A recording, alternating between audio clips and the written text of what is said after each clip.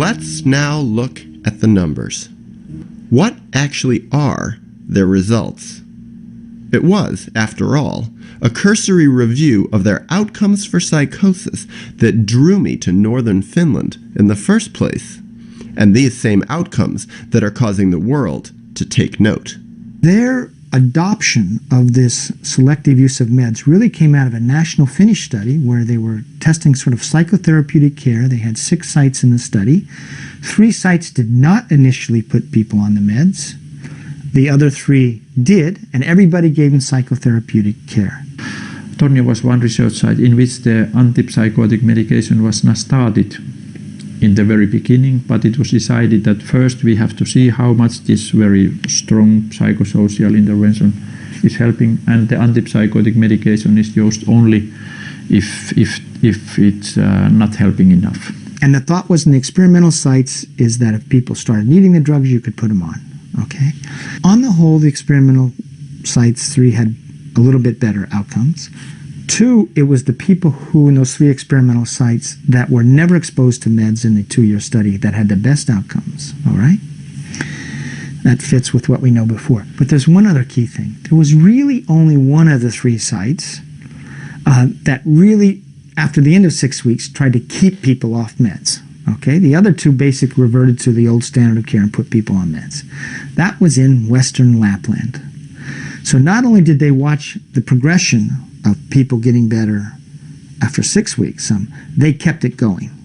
During 5 years' time, it happened that 1/3 of the clients used antipsychotic medication, 2/3 did not need. This is in your program? Yeah.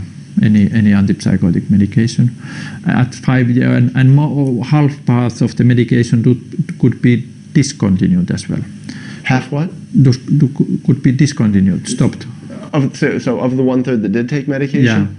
Half of those people were able to discontinue their medication. Yeah. So now you're down to, at the end of 5 years, 1 out of 6 people is still on medication, yes. and only 1 in 3 ever took it at all. Yeah.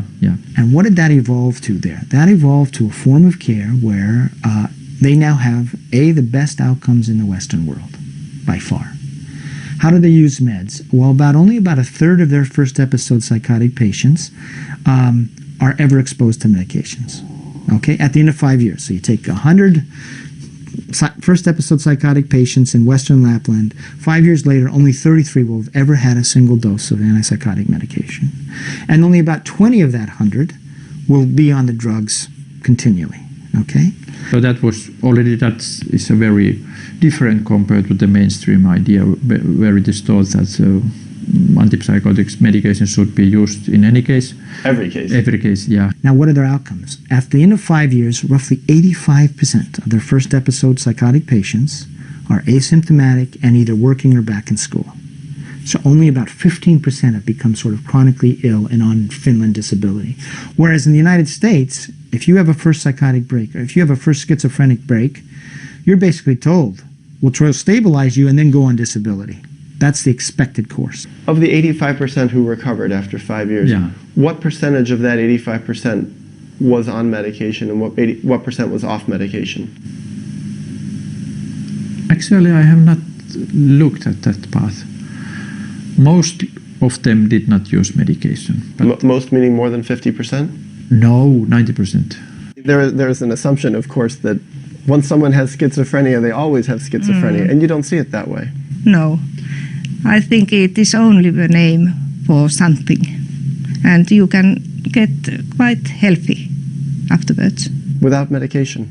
Without medication. This tells us of something else that's possible. Radically possible. Radically possible. And by the way, they've been doing this for 20 years now, basically, or 18 years. So this isn't a fly-by-night study? It's not a fly-by-night. And they've done study after study after study. This is the best studied cohort of patients in all of Europe, really.